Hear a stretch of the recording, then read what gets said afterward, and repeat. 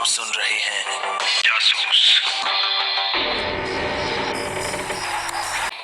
दुनिया ऐसी चीजों से भरी है जिनके आसपास ना तो कोई देखता है ना देखना चाहता है। जुर्म और उसे करने वाले यही होते हैं और मैं तो इसी पेशे में हूं। जुर्म मैं कोई भी हो सकता हूं। मेरा नाम जानकर आप क्या करेंगे? पेशे से I am a crime consultant, Bhuvan Pandey की कहानी का विलन। और मैं आपको सुनाने जा रहा हूं भुवन पांडे की आखिरी कहानी। भुवन पांडे की तरह नाम रखना तो मुझे नहीं आता, इसीलिए मैंने इसका नाम रखा है चेक एंड मेट।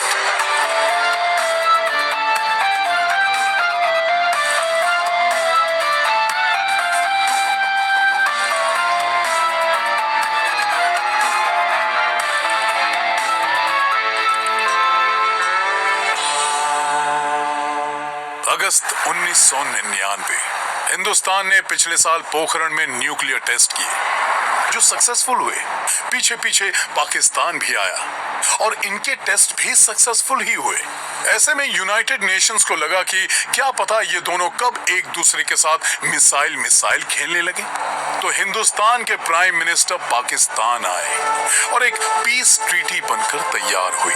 और गेस कीजिए हिंदुस्तानी प्राइम मिनिस्टर की सिक्योरिटी में कौन था?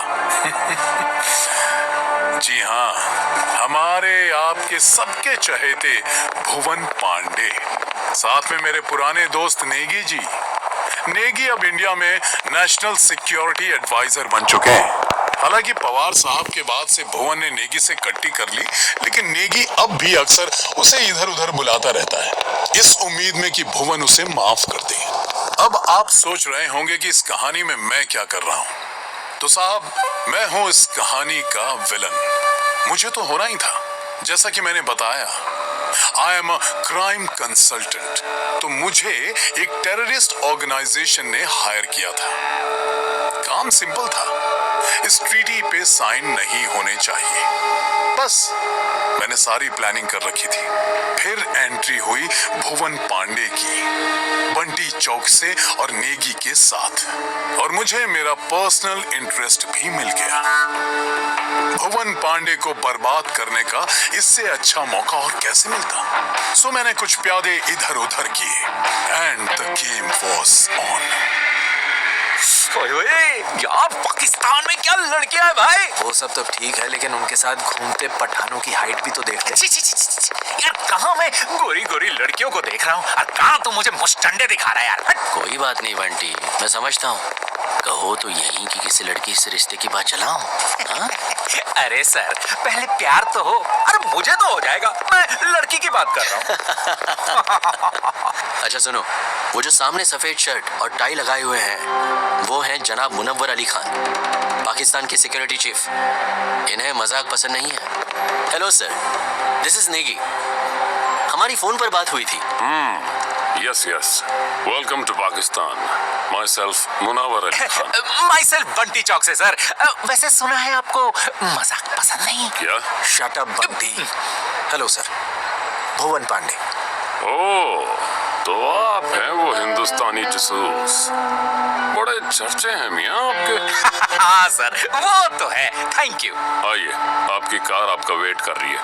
बंटी तू कब समझेगा यार, कुछ भी कहीं भी बोल देता है। अबे पहली बार पाकिस्तान आया हो, थोड़ा एक्साइटेड भी ना हो।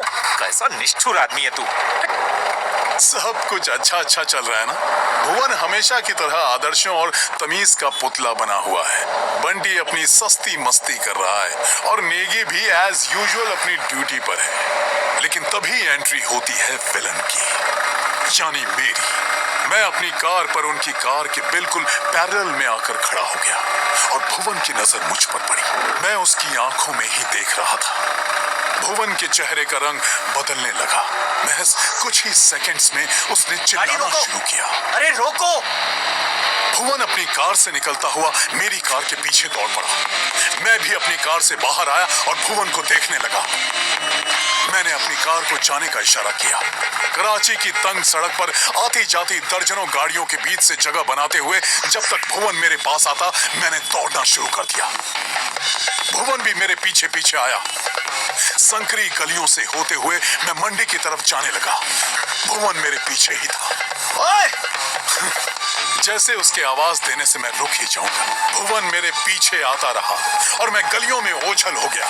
काफी देर तक भूल भुलैया जैसी गलियों में मुझे ढूंढने के बाद जब भुवन थक कर रुका, तब कहीं दूर से उसे तलाशते हुए नेगी और बंटी आए। क्या हुआ भुवन, कहाँ चले गए थे? अबे मुंह में दही जम गया है क्या? बोलना। वो आदमी यही है, कराची में। What? फिर तो हमें प्राइम मिनिस्टर की कराची विजिट कैंसिल करनी होगी। तो खड़े खड़े देख क्या रहे हो? निकालो अपना नया जमूरा और खबर करो। हाँ। नहीं, विजिट कैंसिल नहीं होगी। लेकिन भुवन, अगर वो आदमी यहाँ है तो definitely he is planning something and I am sure it's evil. मैं भी यही हूँ। इस बार ये आदमी जरूर पकड़ा जाएगा, जिंदा या मुर्दा। पागल हो गए हो तुम? याद है ना पवार साहब? याद है, इसीलिए बोल रहा हूँ। शायद आप भूल गए हैं कि पवार साहब पर गोली उसने नहीं, आपने चलाई थी। मैं 1000 बार बोल चुका हूँ कि... अरे यार, तुम दोनों फिर शुरू हो गए। एक एक मिसाल क्यों नहीं ले लेते? पिछले जन्म में मियां बीवी थे क्या? 100 बातों की एक बात, विजिट कैंसिल नहीं होगी। ठीक है, लेकिन गलती से भी इस आदमी का जिक्र मुनव्वर या किसी और पाकिस्तानी ऑफिसर के सामने मत करना। ये बात हम तीनों के बीच रहेगी। Okay? Okay. Double okay boss. Bhuvan Pandey और उसका कॉन्फिडेंस। आप तो उसकी सारी कहानियां सुन चुके हैं ना? अरे जरा याद कीजिए, नलिनी के केस में कैसे कॉन्फिडेंस में निकले थे, वापस आए तो नलिनी गायब और इनकी टाए टाए फिस। खैर, कराची पहुंचकर इस तिकड़ी ने अपने प्राइम मिनिस्टर की सिक्योरिटी के इंतजाम चेक किए, उनके रूट्स इंस्पेक्ट किए और अपने कमरे में मुझे पकड़ने की प्लानिंग करने लगे। तुमने वो कार नोट की? ब्लू फियट थी, नंबर नहीं देख पाया। कराची में मुश्किल से 10-12 फिएट होंगे और उनमें ब्लू फिएट ढूंढना है। ठीक है, मैं पता करता हूँ। हेलो, बंटी चौक से स्पीकिंग। अरे किसी चौक से नहीं बोल रहा मेरे बाप, बंटी चौक से, चौक से, यही नाम है मेरा जी। ए भुवन, तेरा फोन है। मेरा? अरे लेना। हेलो। हेलो भुवन जी, ओ जी, वेलकम टू कराची। हाँ जी, मैं की गल हो गई है? कैसे हो? क्यों फोन किया? पिछली बार जब हम मिले थे तो मैंने 2 ऑप्शंस दिए थे, मेरी पहचान या मेरा मकसद। आज भी वही दोनों ऑप्शंस लेकर हाजिर हूँ। बोलो, क्या कहते हो? तुम्हारी पहचान इंटरोगेशन में निकाल ही लूंगा, और मकसद में कोई नेकी तो होगी नहीं। फिर भी बताओ। बस अभी थोड़ी देर पहले तुम्हारे फैन से तुम्हारे कॉन्फिडेंस की तारीफ कर रहा था, और ये देखो, हाँ? तुमने फिर से वही। खैर छोड़ो, पॉइंट पर आता हूं। तुम यहां आए हो ताकि ये ट्रीटी साइन हो जाए, राइट? और मैं यहां आया हूं कि ये ट्रीटी साइन ना हो। अच्छा, तो ये धमकी वाला फोन है? अरे पगले, उसमें क्या मजा है, हा? मैं तो चाहता हूं कि तुम अपना काम करो और मैं अपना, और फिर बीच में अपना टॉम एंड जेरी तो चल ही रहा है कि नहीं? ठीक है, फिर जल्दी मिलते हैं। अरे ये तो मेरी लाइन है। तुम्हारी तो बस एक कोठरी होगी 10 बाई 10 की तिहाड़ में।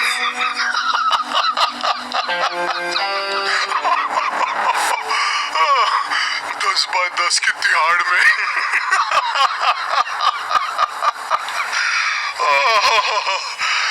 भुवन, तुम भी ना। अरे रे रे रे। नेकी साहब, आप उस ब्लू फियट का पता लगाइए। ये आदमी इस बार बचना नहीं चाहिए। ओके, चलो तुम लोग आराम कर लो। प्राइम मिनिस्टर की फ्लाइट कल सुबह 10 बजे लैंड करेगी। ओए ओए ओए ओए ओए, यही सुनने के लिए तो मेरे कान तरस गए थे। अल्लाह हाफिज, और मतलब गुड नाइट, गुड नाइट। अगली सुबह ये तिकड़ी एयरपोर्ट पर खड़ी होगी अपने इंतजाम के साथ। एक नई बात, माइकल जैक्सन के शो के बाद से भुवन पांडे अपने साथ एक रिवॉल्वर रखने लगे हैं। रिवॉल्वर अच्छा है। भुवन को किसी का खून करते देखने का मजा ही अलग होगा। खैर, इंडियन प्राइम मिनिस्टर का भरपूर स्वागत हुआ और उन्हें उनके होटल में ले जाया गया, जहां इतनी सिक्योरिटी थी जितनी पेंटागन में भी नहीं होगी। आर्म्ड बॉडीगार्ड्स, आर्मी, पुलिस और भुवन की टीम। लेकिन मेरे लोग तो वहां भी थे। प्राइम मिनिस्टर के रूम में जाते ही होटल के रेस्टोरेंट का फायर अलार्म बज उठा, या मैंने बजवाया, क्या पता। ये क्या हो रहा है? ये कैसी अफरा तफरी है? अलार्म कैसे बजा? फायर अलार्म है सर, आग जलने पर बचता है। अपने इंडिया में तो ऐसा ही है। यस यस आई नो, लेकिन आपको कहीं आग वाग दिखाई दे रही है कि जनाब? उस तरफ क्या है? वो तो इनका स्टोर रूम है, लेकिन वहां इतना धुआं। कौन है? सर मैंने कुछ नहीं किया सर। गोली ना चलाए प्लीज। अबे बिना कवर की टॉफी, तू स्टोर रूम में नंगा क्या कर रहा है? भाईजान मेरे कपड़े कोई लेकर भाग गया, मैं ढूंढने लगा तो पता नहीं आग कैसे लग गई। गोली ना चलाए प्लीज। सुबह सुबह क्या दिखा रहा है? ओह, अरे चल तू पहले किसी टोकरी से अपनी इज्जत ढक। टोकरी से? अबे सत्ते पर सत्ता नहीं देखी क्या तूने? वो अमिताभ बच्चन वाली? हाँ, नहीं देखी। क्या? ओ नहीं देखी? हाँ? नहीं नहीं, क्या नहीं? ये इतना सिंपल नहीं हो सकता। ये डाइवर्जन है। बंटी, तू उसे पकड़ के रख, कुछ गड़बड़ है। जाने दो, रास्ता दो। अरे हटो। भुवन पांडे ने सही समझा। वो लड़का डाइवर्जन ही था। असल मुद्दा था भुवन को प्राइम मिनिस्टर के पास से हटाना, ताकि मैं वहां तक जा सकूं। मैंने एक सिक्योरिटी गार्ड के कपड़े पहने थे और एक फर्जी आइडेंटिटी कार्ड लेकर होटल में दाखिल हुआ। तमाम सिक्योरिटी क्लियरेंस से होते हुए 5th फ्लोर पर पहुंचा, जहां प्राइम मिनिस्टर रुके थे।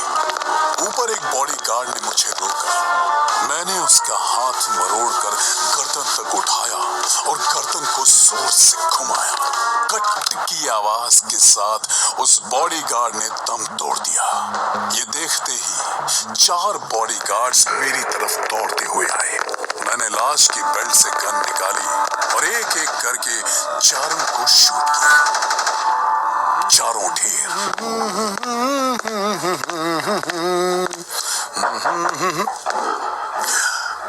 माननीय प्रधानमंत्री महोदय, दरवाजा खोलिए प्लीज। हेलो सर, मैं आपका बहुत बड़ा फैन हूं, आपके स्टाइल को फॉलो करता हूं। दरवाजा खोलिए प्लीज। नहीं खोलेंगे? नहीं खोलेंगे। पाकिस्तान के ताले बड़े कमजोर होते हैं। एक ही गोली में दरवाजे का लॉक टूट गया और दरवाजा खुल गया। अंदर प्राइम मिनिस्टर खड़े। घबराइए मत सर, मैं कोई टेररिस्ट नहीं हूं। मैं तो बस एक रिक्वेस्ट लेकर आया हूं आपके पास। प्लीज आप इस ट्रीटी पर साइन मत कीजिएगा, मेरा बहुत नुकसान होगा सर, प्लीज। साहब तो बिल्कुल चुपचाप खड़े थे, चेहरे पर कोई एक्सप्रेशन नहीं। ऐसे लोग मुझे बिल्कुल पसंद नहीं। सर प्लीज मत घबराइए, प्लीज। हो सकता है कि आप डर गए हैं, कोई बात नहीं, कोई बात नहीं। आप बस हाँ या ना में सर हिलाइए। आप साइन करेंगे या नहीं? सिर्फ सर हिलाइए सर। आप तो बड़े जिद्दी हैं सर, अभी भी हाँ नहीं मानेंगे। खैर, it was nice meeting you. Farewell, good bye. मैंने अपनी गन से उस पर निशाना लगाया ही था कि तभी पता नहीं कहां से भुवन पांडे टपक पड़ा और उसने मुझ पर छलांग लगा दी। इससे पहले कि मैं संभल पाता, उसने मुझ पर घूंसे बरसाने शुरू कर दिए। मैं किसी तरह उसे पटक कर खड़ा हुआ और दौड़ना शुरू किया। भुवन मेरे पीछे आया। सीढ़ियों पर आते ही उसने मेरी पीठ पर डस्टबिन फेंका और मैं गिरा। लगभग 7-8 सीढ़ियां लुढ़क गया। भुवन दौड़ता हुआ आया, मैं खड़ा हुआ और फिर रुक जा। होटल से बाहर आ गए थे। तभी भुवन ने वो किया जिसकी मुझे कतई उम्मीद नहीं थी। हट जा। उसने अपनी जेब से एक रिवॉल्वर निकाली और मेरी ओर फायर करना शुरू किया। लेकिन भुवन पांडे जासूस है, फौजी नहीं। जाहिर है निशाना चूक गया। मैं अपनी कार में आया, भुवन मेरे पीछे पीछे। मेरी कार स्टार्ट हुई और भुवन ने एक पुलिस बाइक उठा ली। अब शुरू हुई एक हाई स्पीड चेज। मैं अपनी कार की खिड़की से बाहर निकलकर भुवन पर गोलियां चलाने लगा।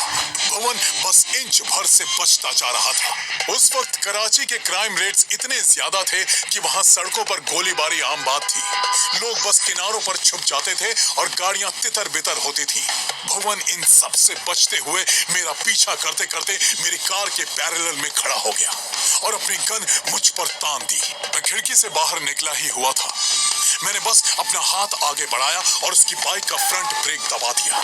भुवन गुलाटियां खाता हुआ सड़क पर गिरा और मेरी कार आगे निकल गई। सड़क पर गिरा हुआ घायल भुवन पांडे, हारा हुआ भुवन पांडे।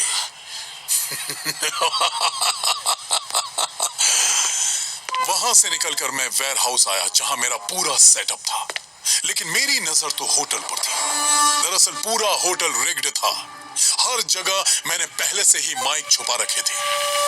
हर कमरे, हर कॉरिडोर में होने वाली कोई भी बात मैं अपने अड्डे पर बैठे बैठे सुन सकता था।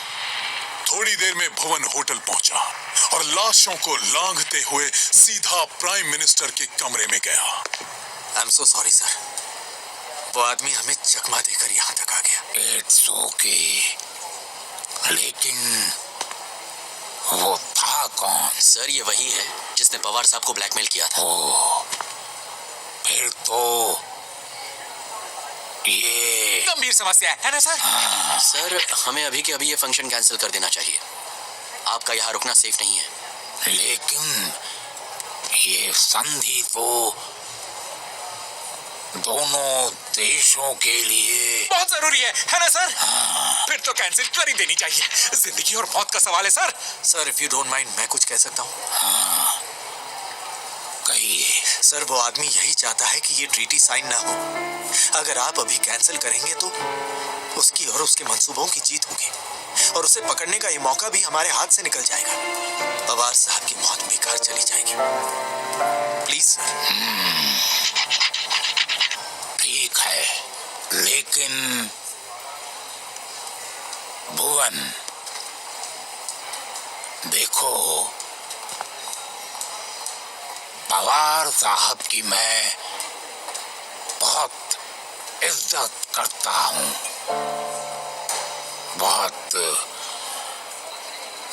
वरिष्ठ नेता थे वो, और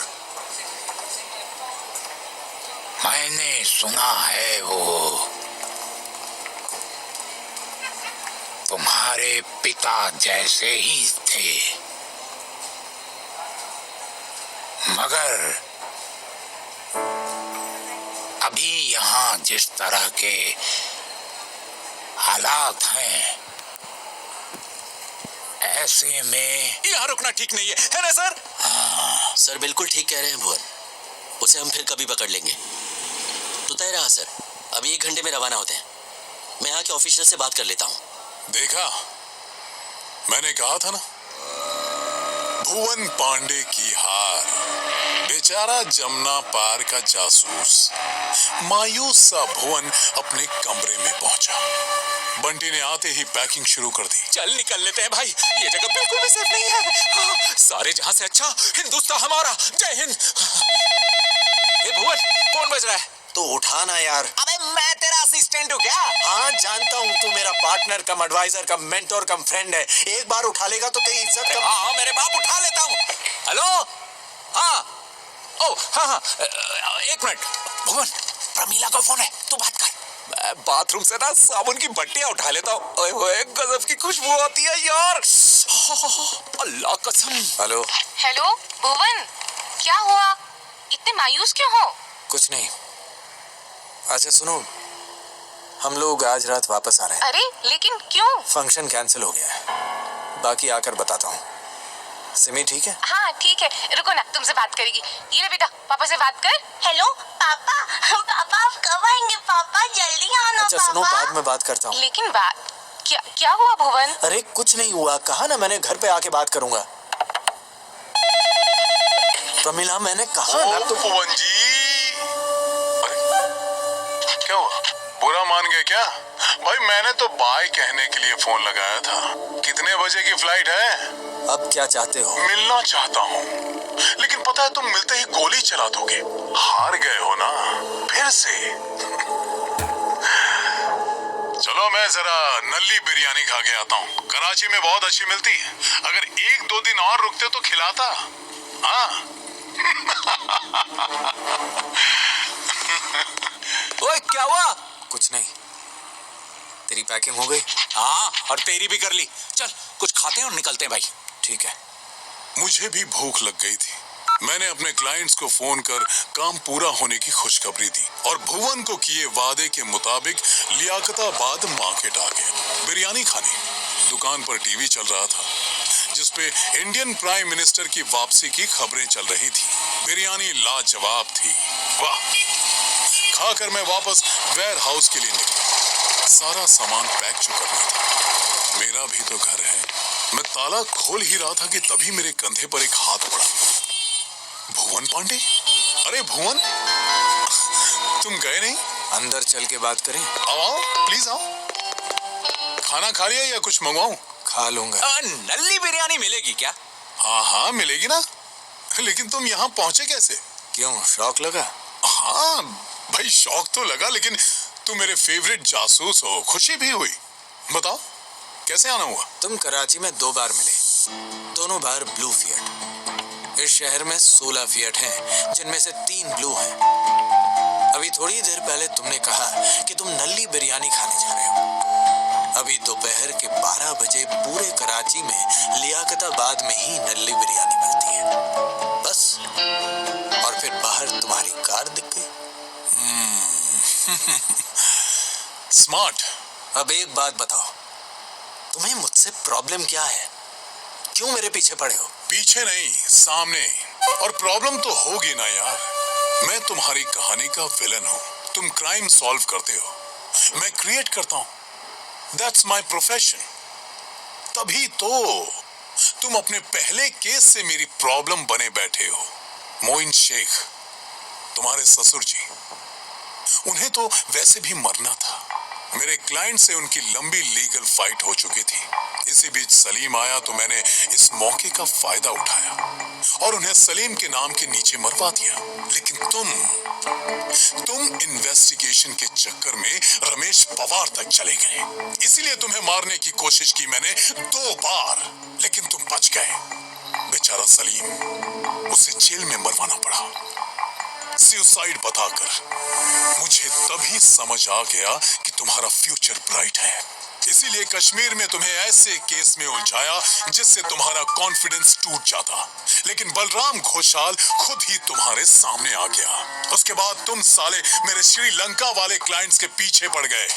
वो तो अच्छा हुआ कि हम सही वक्त पर पहुंचे और नलिनी को बचा लिया, वरना तुम्हारा वो प्राइम मिनिस्टर बच जाता।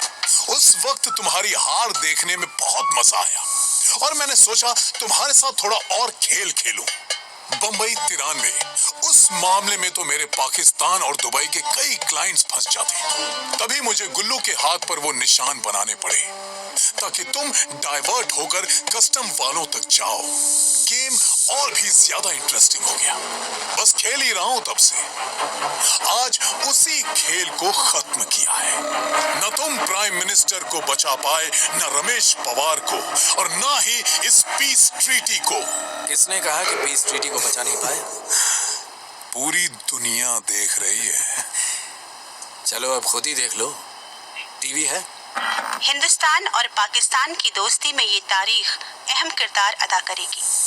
आज कराची के हुसैनी होटल में हिंदुस्तानी वजीर आजम पर हुए हमले के बाद वो सीधा एयरपोर्ट आ गए।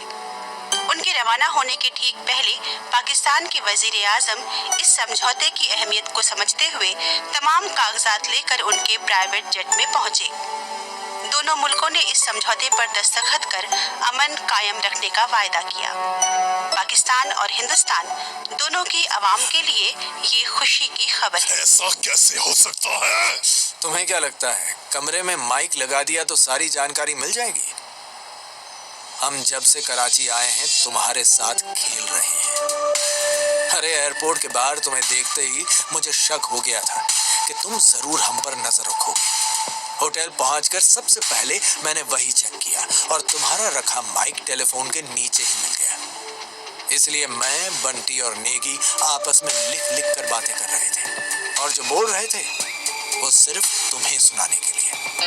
अब इंडियन प्राइम मिनिस्टर ने तुम्हारा चेहरा देख लिया और तुम ऑफिशियली इंडिया के नंबर 1 मोस्ट वांटेड हो गए हो, यानी नेगी की हिट लिस्ट में सबसे पहले। भाई वही नेगी ना जो मुनव्वर अली खान के साथ फौज लेके बाहर खड़ा है, हा? नेगी साहब, इतने में नेगी अपनी फौज लिए धड़धड़ाता हुआ अंदर घुसा और सारी बंदूकें मेरी ओर तन गई। ये तो मैंने सोचा ही नहीं था।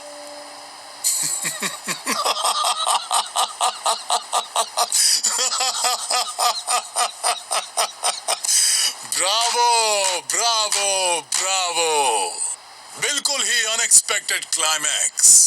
वाह। वैसे भुवन, कुछ देखोगे? ये देखो, ये रही तुम्हारी बीवी प्रमीला और ये तुम्हारी प्यारी सी 4 साल की बेटी सिमी। अब तुम तो जानते हो, अगर मैं कैमरे से शूट कर सकता हूं तो अरे हाँ, एक बात तो बताना भूल ही गया, ये फोटोज कल की हैं। अब भुवन के चेहरे का रंग बदलने लगा था। मुझे लगा था ये ट्रम्प कार्ड बेकार चला जाएगा, लेकिन यहाँ तो गुगली हो गई।